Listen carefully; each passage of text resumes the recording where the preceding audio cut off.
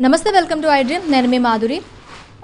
దాదాపు 5 నెలల తర్వాత కవితకు బెయిల్ వచ్చిన సంగతి అందరికీ తెలిసిందే. అసలు ఏ ప్రాతిపదికన బెయిల్ వచ్చింది, మళ్ళీ వెళ్ళే అవకాశాలు ఉన్నాయా, అసలు ఈ కేసులో ఏం జరగబోతుంది, డీటెయిల్గా చెప్పడానికి మనతో పాటు ఉన్నారు నేరెళ్ల మల్లాద్రి గారు, retired judge and supreme court advocate. ఆయన అడిగి తెలుసుకుందాం. Hello sir. సార్, కవిత గారికి దాదాపు 165 రోజులు ఉన్న తర్వాత, తిహార్ జైల్లో ఉన్న తర్వాత ఇప్పుడు బెయిల్ వచ్చింది. దీన్ని ఎలా చూడాలి? ఇప్పుడు బెయిల్ రావటాన్ని మనం ఎలా చూడాలి? ఏ ప్రాతిపదికన బెయిల్ ఇచ్చారు? ముందుగా ఐ డ్రీమ్ ప్రేక్షకులకి, యాజమాన్యానికి, అదేవిధంగా టెక్నీషియన్స్, మీకు అందరికి కూడా నా హృదయపూర్వక ధన్యవాదాలు, కృతజ్ఞతలు, అభినందనలు, సుస్వాగతాలు తెలియజేస్తున్నాను. నేను చాలా ఆనందంగా ఉన్నాను. దానికి 2 కారణాలు. ఒకటి, ఈరోజు నా పుట్టినరోజు.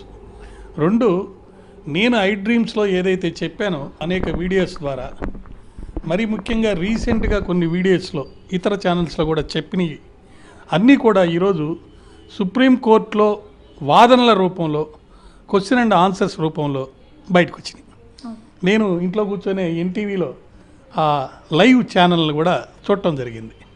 165 రోజుల తర్వాత ఆమె బయటికి రావడం అంటే, అటు లీగల్గా, రాజకీయంగా, సోషల్గా అనేక చర్చలు మొదలయ్యాయి, ఇంకా కూడా కొనసాగుతాయి. దానికి అంతటికి కారణం 2 విషయాలు. భారతదేశ చరిత్రలో ఈ పర్టికులర్ లిక్కర్ స్కామ్ కేసులో 2 గొప్ప లేకపోతే ముఖ్యమైన విషయాలు జరిగినాయి. ఒకటి, ఆమ్ ఆద్మీ పార్టీ లాంటి పార్టీని ముద్దాయిగా చేశారు ఈ కేసులో. గతంలో ఏ పార్టీ కూడా ఏ కేసులో కూడా ముద్దాయిగా లేదు. మరి ఒక కేసులో ముద్దాయి అవ్వాలంటే పిఎంఎల్ఏ యాక్ట్లో ఉన్న ప్రొవిజన్స్ ప్రకారం అది కంపెనీ అయి ఉండాలి. కానీ పొలిటికల్ పార్టీ అనేది కంపెనీ కాదు, అయినా కూడా దాన్ని ముద్దాయి చేశారు. అదేవిధంగా ఒక 2 ప్రిన్సిపల్స్ని ఫాలో అవుతూ చాలామందిని, కేజ్రీవాల్ గారిని, సిసోడియా గారిని, సంజయ్ గారిని, ఇంకా అనేక మంది ప్రముఖమైన వ్యక్తుల్ని అరెస్ట్ చేసి లోపల పెట్టారు. వాళ్ళు బయటికి రావడానికి 2 ప్రశ్నలు సుప్రీంకోర్టులో ప్రతి వాళ్ళని అడగడం జరిగింది. ఆ 2 ప్రశ్నలకు సంబంధించి ముఖ్యంగా గతంలో ఒక తీర్పులో ఈ 2 ప్రశ్నలు, అంటే సెక్షన్ 45లో ఉన్న ప్రొవిజన్ ప్రకారం ఈ 2 క్వశ్చన్స్ కూడా కరెక్ట్, లీగలు, కాన్స్టిట్యూషనల్ అని చెప్పి తీర్పిచ్చేశారు. దాని మీద రివ్యూ పిటిషన్స్ చాలామంది వేశారు. నళిని చిదంబరం గారు, తర్వాత మన సీనియర్ అడ్వకేట్స్ అభిషేక్ సింఘి గారు, మళ్ళా ఆయన సెంట్రల్ మినిస్టర్గా చేశారు. ఇప్పుడు నిన్న కూడా కేసులో ఆయన ఆర్గ్యూ చేశారు. వారు ఇప్పుడు bar association, supreme court bar association president, వీళ్ళందరూ కూడా రివ్యూ పిటిషన్స్ వేశారు. ఈ 2 ప్రశ్నలకు సంబంధించి ఈ యొక్క సెక్షన్ 45లో ఏదైతే ప్రొవిజన్ పెట్టారో అది మీరు చట్టపరంగా ఉంది, రాజ్యాంగపరంగా ఉందని చెప్పారు, కానీ అది తప్పు, దీన్ని రివ్యూ చేయండి అని చెప్పారు. అయ్యే 2 ప్రశ్నలు కవిత కేసులో కూడా వచ్చినాయి. ఈ 2 ప్రశ్నలు ఏంటంటే, ఒకటి, ఎవరైనా ఈడీ కేసులో ముద్దాయి అయితే వాళ్ళు ఆ పర్టికులర్ కేసులో ₹1,00,00,000 కంటే ఎక్కువ డబ్బు ఇన్వాల్వ్ అయి ఉంటే, లంచంగా కానీ లేదా ఏ రూపంలో కానీ మనీ లాండరింగ్ జరుగుంటే, మొట్టమొదటి పాయింట్ ఏంటంటే, నేను ఈ నేరం చేయలేదు అని రుజువు చేసుకొని ప్రైమా ఫేషిగా చేయాల్సిన బాధ్యత ఎవరిని లోపల పెడతారో వారి మీద ఉంది. అది ఒకటి. రెండోది, బయటకు వస్తే, బెయిల్ మీద బయటకు వస్తే, నేను మరలా ఇటువంటి నేరం చెయ్యను, చేసే అవకాశం లేదు అని కూడా ప్రూవ్ చేయాల్సిన బాధ్యత కూడా ఆ వ్యక్తి మీదే ఉంది. ఇవి 2 చాలా ముఖ్యమైన విషయాలు. మరొకటి ఏంటంటే, ఈ రివ్యూ పిటిషన్లో వాళ్ళు అడిగింది, మనం ముద్దాయిలకి వాళ్ళ మీద పెట్టిన కేసు తాలూకు ఎఫ్ఐఆర్ కాపీ సిఆర్పిసి ప్రకారం అందరికీ ఇస్తారు. అసలు ఏం కేసు పెట్టారని తెలియాలి కదా. కానీ కంపల్సరీ ఇవ్వాల్సిన అవసరం ఈడీ కేసుల్లో లేదు. దాన్ని ఈసీఐఆర్ అంటారు. ఆ ఈసీఐఆర్ రిపోర్టు కాపీ కూడా వాళ్ళకి ఇవ్వాల్సిన అవసరం లేదు అన్నట్టుగా ఈ చట్టం ఉంది. మరి ఇది చట్ట వ్యతిరేకం కదా అనేది ఒక ఇది. సో దాని మీద కూడా రివ్యూ పిటిషన్లో మరి చర్చ జరుగుతుంది.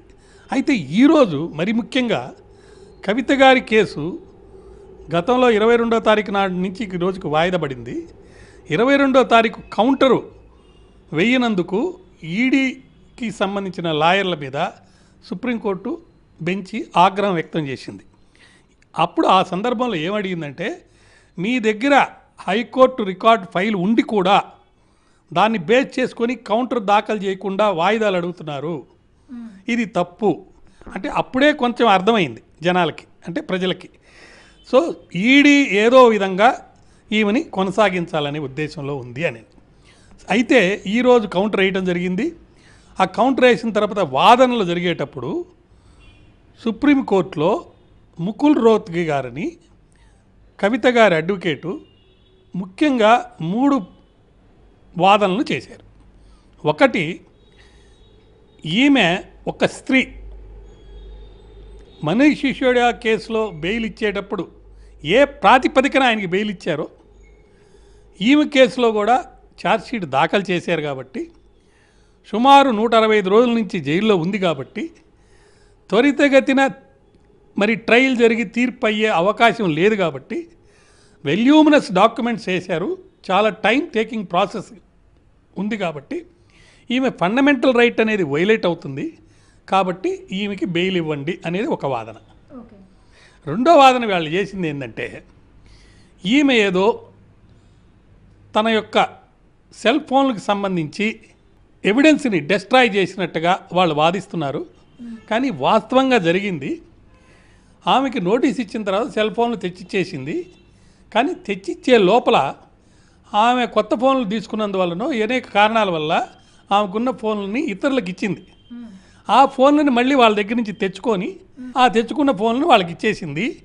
కానీ ఆ తీసుకున్న వాళ్ళు మళ్ళా దాంట్లో ఉన్న ఐటమ్స్ అన్నీ డిలీట్ చేసేసి వాళ్ళు మళ్ళీ దాన్ని రీమేక్ లాగా చేశారు.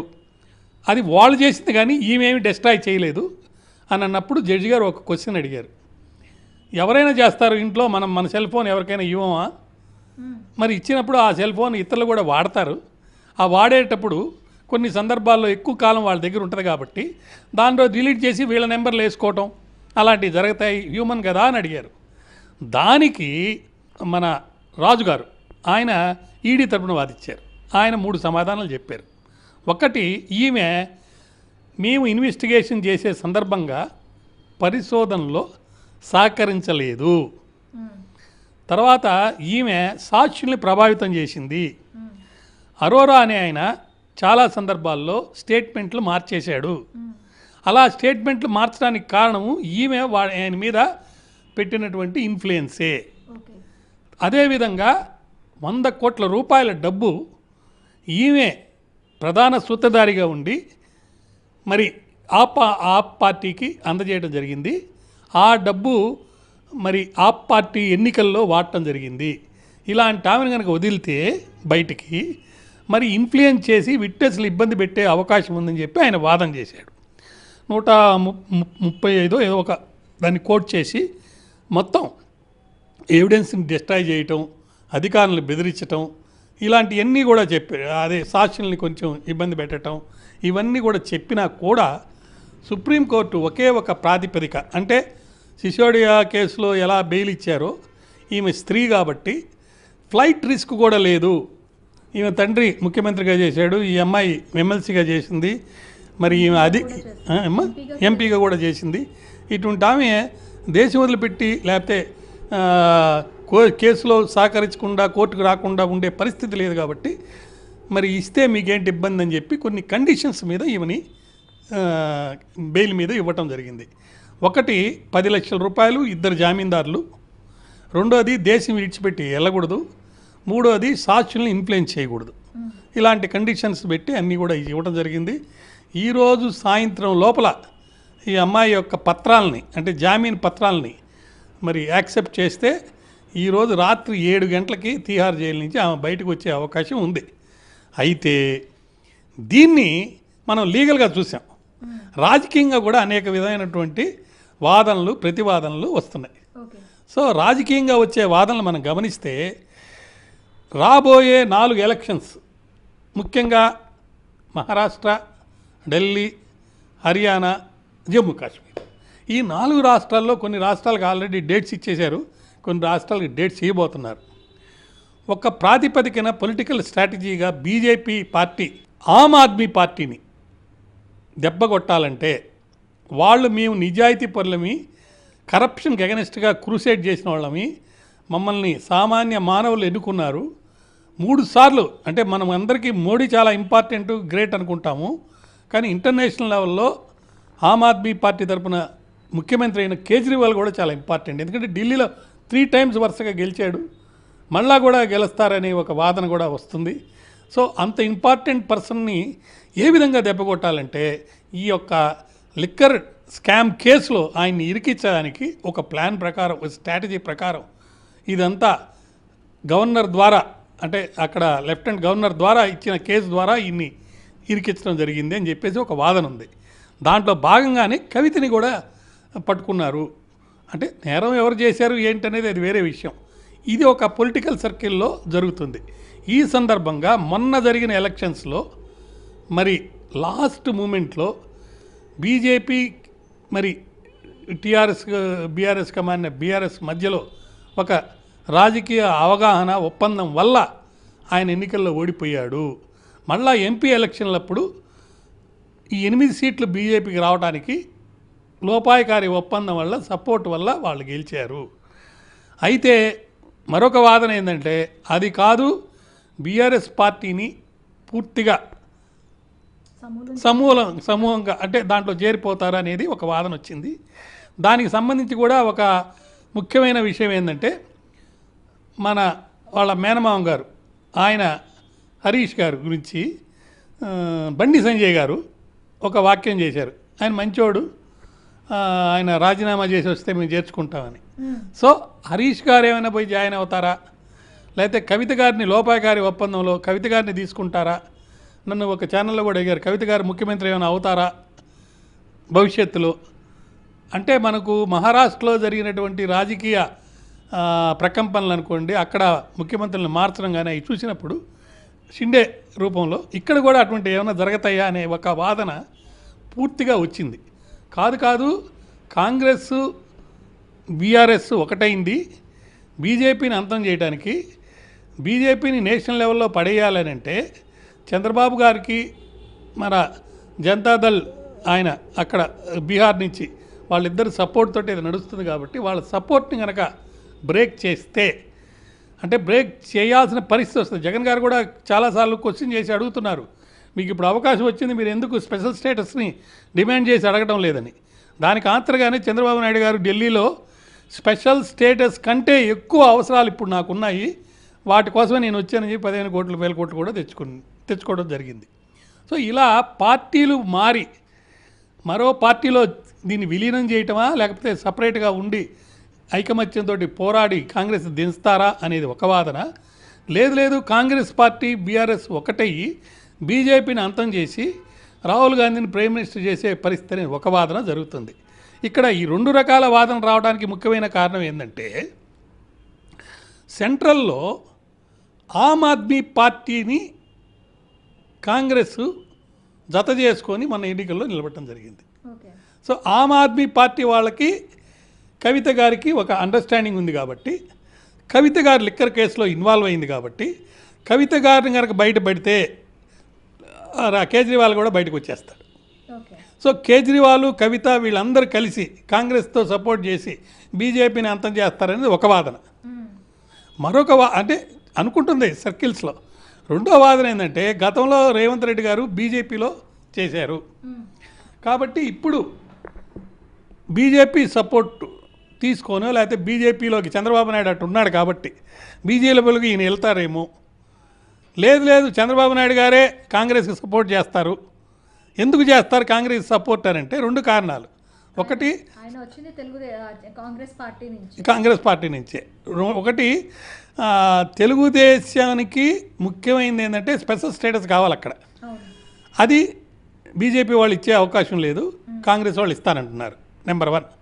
నెంబర్ 2, ఈ మధ్య స్పీకర్ ఎన్నికప్పుడు బీజేపీ పార్టీ వాళ్ళు ఒక లెటర్ రాసి జగన్ గారిని ఆహ్వానిస్తే వాళ్ళ 4 రాజ్యసభ ఎంపీలు బీజేపీకి సపోర్ట్ చేశారు.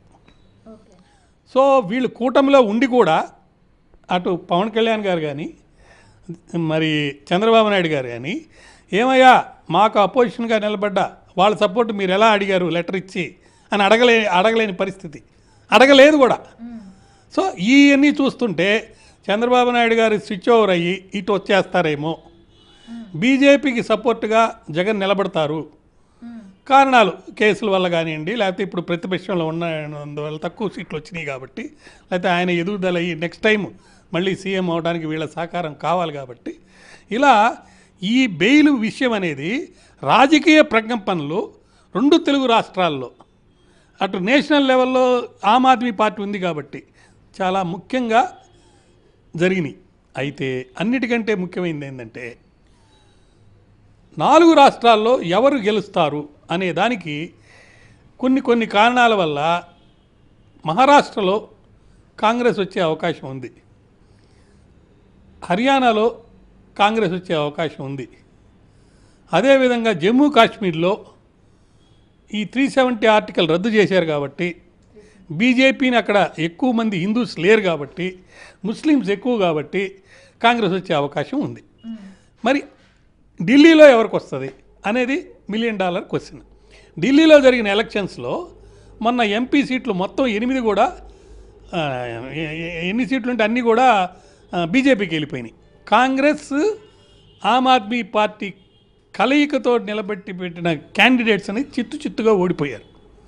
ఇప్పుడు మరి ఈయన బయటకు వస్తే, కేజ్రీవాల్ కనుక బయటకు వస్తే ఆయన మళ్ళీ మన వాళ్ళెవరు కాంగ్రెస్ ఆమ్ ఆద్మీ పార్టీ 2 కలిసి పోటీ చేస్తాయా అసెంబ్లీ ఎన్నికల్లో? దాన్ని కార్యకర్తలు ఒప్పుకుంటారా?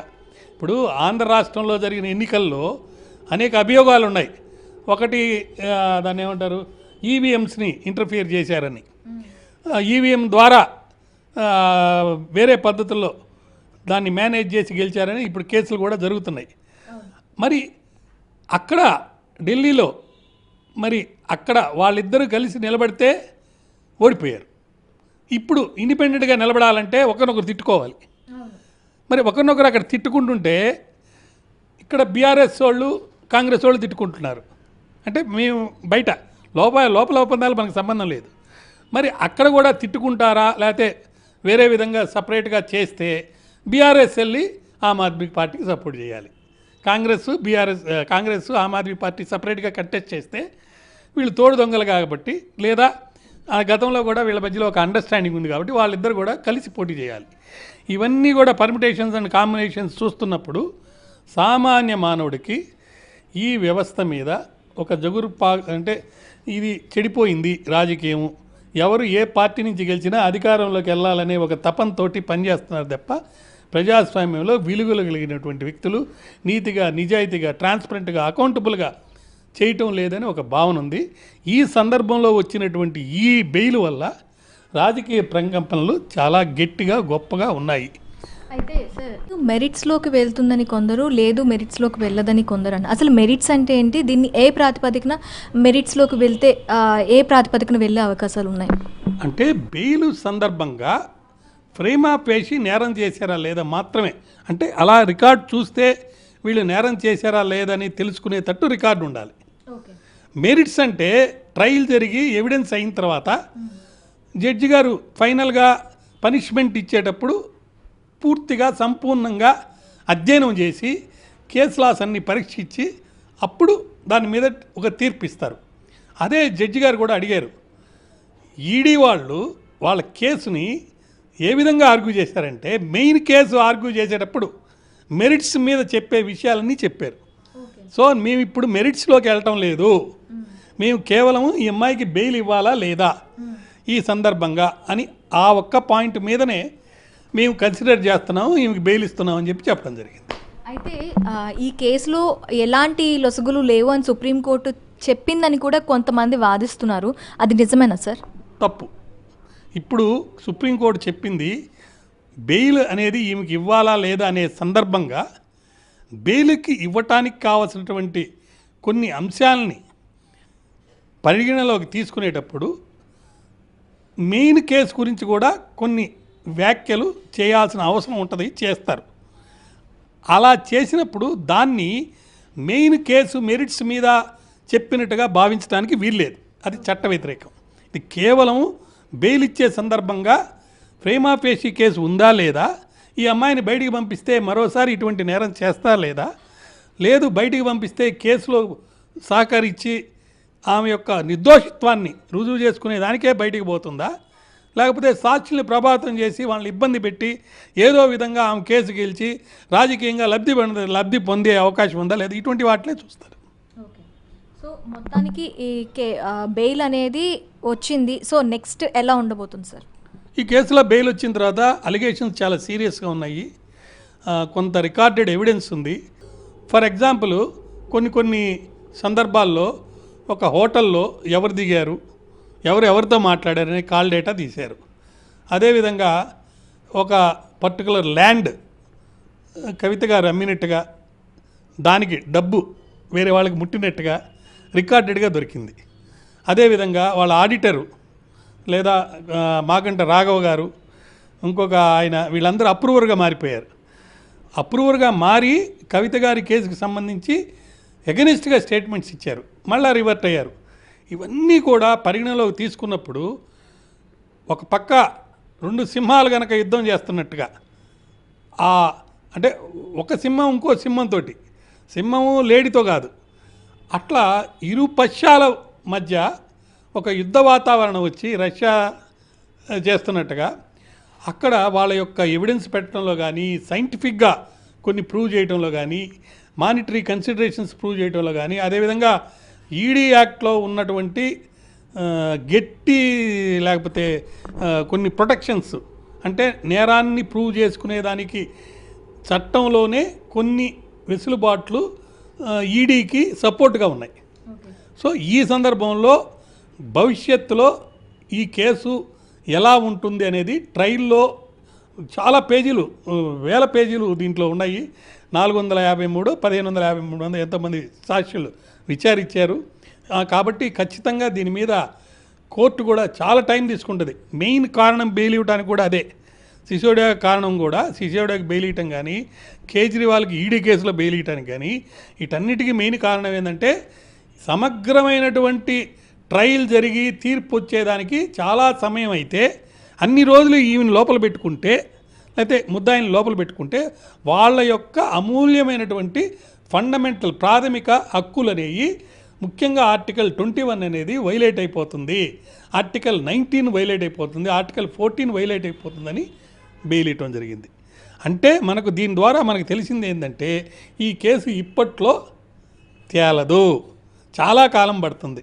బహుశా మళ్ళీ నెక్స్ట్ ఎలక్షన్స్లో ఎవరు అవుతారో అప్పుడు దాకా కేసీఆర్ ఉంటారా లేదా, కేసీఆర్ లేకపోతే కేటీఆర్ ముఖ్యమంత్రి అవుతారా, లేకపోతే కవిత గారు ముఖ్యమంత్రి అవుతారా అని బీఆర్ఎస్ వాళ్ళు అనుకుంటుంటే, లేదు 10 ఏళ్ళు నేనే ముఖ్యమంత్రి అని రేవంత్ రెడ్డి చెప్తుంటే, లేదు కాంగ్రెస్ పార్టీలో ఎవరైనా ముఖ్యమంత్రి కావచ్చని జగ్గారెడ్డి గారు చెప్తుంటే, వీళ్ళందరూ కాదు మోడీ ఒక్క సపోర్ట్లో మొన్న 8 మందిని గెలిచాం కాబట్టి ఎంపీలుగా మేమే రాష్ట్ర ప్రభుత్వాన్ని ఇక్కడ ఏర్పాటు చేస్తామని బీఆర్ఎస్ వాళ్ళు అంటున్నారు.